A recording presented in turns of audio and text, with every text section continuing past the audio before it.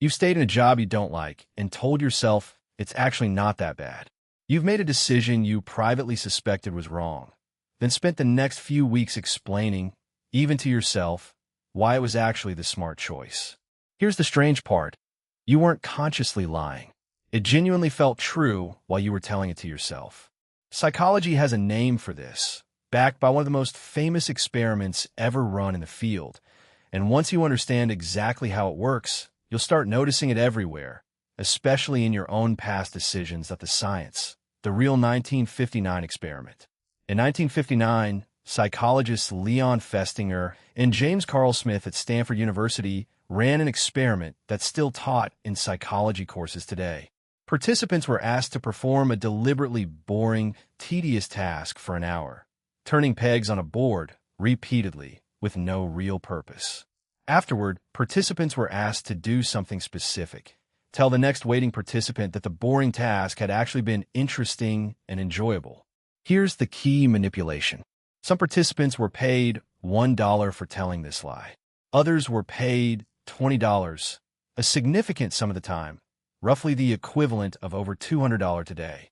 Then, researchers asked all participants privately how they actually felt about the original task.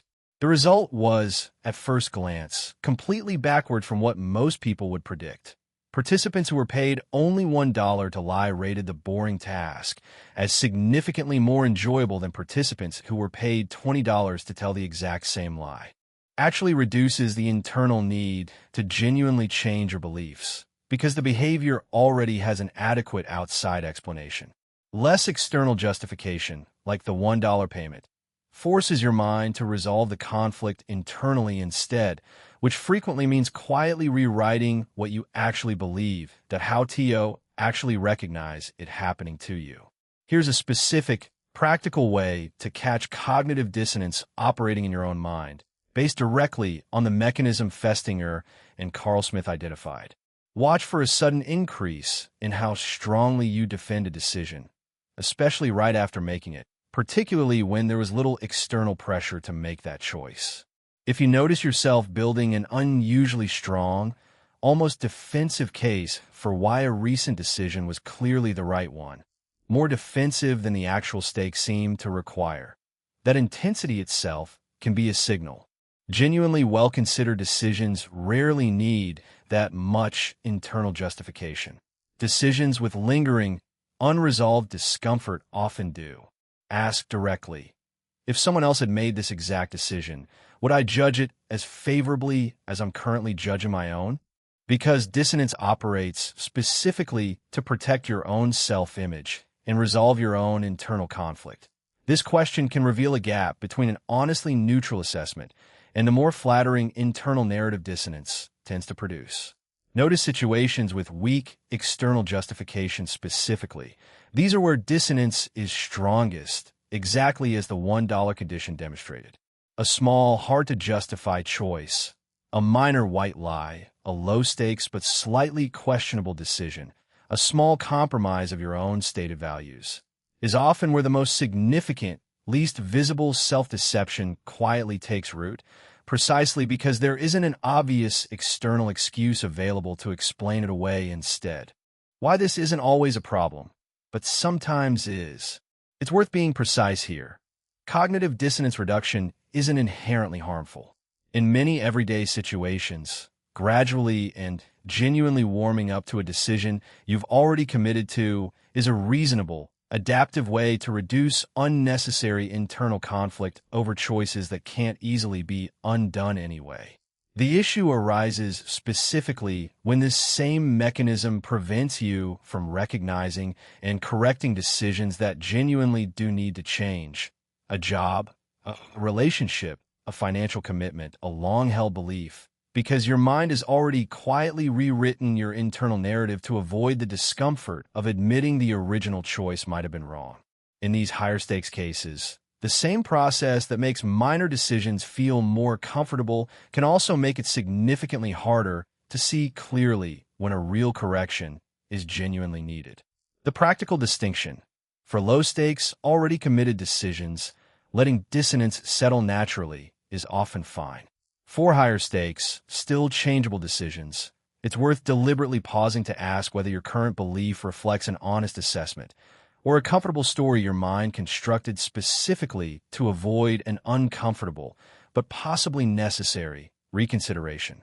Conclusion and call to action. Let's bring this together. Festinger and Carl Smith's 1959 experiment revealed something specific and genuinely counterintuitive. People paid less to lie ended up believing the lie more, precisely because a smaller external justification forced their minds to resolve the internal conflict by actually changing their beliefs, rather than simply accepting an easy outside explanation. This mechanism, cognitive dissonance, operates constantly in everyday life, quietly reshaping how you feel about decisions, relationships, purchases, and commitments, especially the ones made with little clear external justification. This isn't a flaw limited to other people who can't admit when they're wrong. It's a well-documented, predictable feature of how every human mind works, including yours, running most actively in exactly the situations where you'd least expect to catch it. The small, hard-to-justify decisions rather than the big, clearly explained ones. The value in understanding this isn't becoming permanently suspicious of your own every belief. It's knowing specifically when to pause and ask the harder question, particularly around decisions that are still genuinely changeable, and particularly when you notice yourself defending something more intensely than the situation seems to require. So here's the question. Is there a decision in your life right now that you've been defending unusually strongly?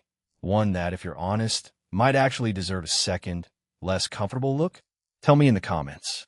This is Turn Wiser, and I'll see you in the next one. $1 wasn't enough to comfortably explain away telling a clear lie. To resolve the uncomfortable gap between I said this was fun and I don't actually have a good reason for saying that, their minds did something remarkable. They genuinely shifted their internal belief about the task, actually convincing themselves it had been more enjoyable than it really was. Festinger called this underlying mechanism cognitive dissonance, the psychological discomfort that arises when your actions and your beliefs don't align, and the mind's strong, automatic drive to resolve the discomfort, often by quietly changing the belief rather than the behavior. This single mechanism explains an enormous range of everyday self-deception, far beyond a lab experiment about a boring task. Let's look at where it shows up in real life, and then how to actually recognize it happening to you in real time, why this explains so much of your own behavior. Cognitive dissonance shows up anytime your actions and your genuine beliefs come into conflict, and there's no easy, obvious external explanation available to resolve the gap. Stay in a relationship or job that isn't working without a clear, sufficient external reason for staying. Your mind often resolves the discomfort by adjusting the belief, quietly deciding the situation is better than it looked, rather than confronting the harder truth that the decision to stay might need to change. Make an expensive purchase you're not fully sure about. The smaller the obvious external justification, the stronger the pull to convince yourself, genuinely, that it was a great decision. Spend significant time or effort on a project that isn't working out. The effort itself, without an easy external excuse, often gets retroactively justified by inflating how good or worthwhile the project actually was. This is precisely why the original experiment's finding was backwards from intuition. More external justification, like the $20 payment, actually